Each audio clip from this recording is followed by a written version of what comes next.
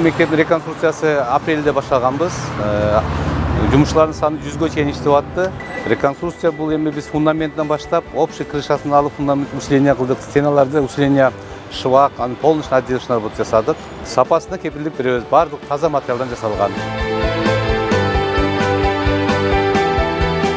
Контроль велся очень тщательно, проверялось все, начиная от приемки материалов и заканчивая их установкой.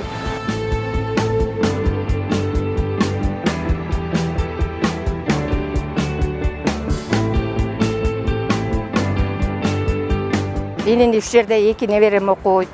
Ушул мектептин ачылганына абдан толкунданып, жөн эле чөгү жок сүйүнүп атабыз. Балдарыбыз да ушунчалык сүйүнүштү. Жыргадык да эми. 3 жыл темселедик.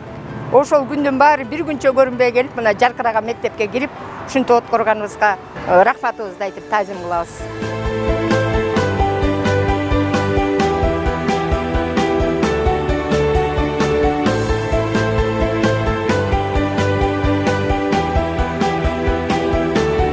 С нашей стороны были озеленение данной школы номер 76, и были посажены можжевельники в количестве 28 штук, и газонная часть 410 квадратных метров и более 2000 штук однолетних цветов.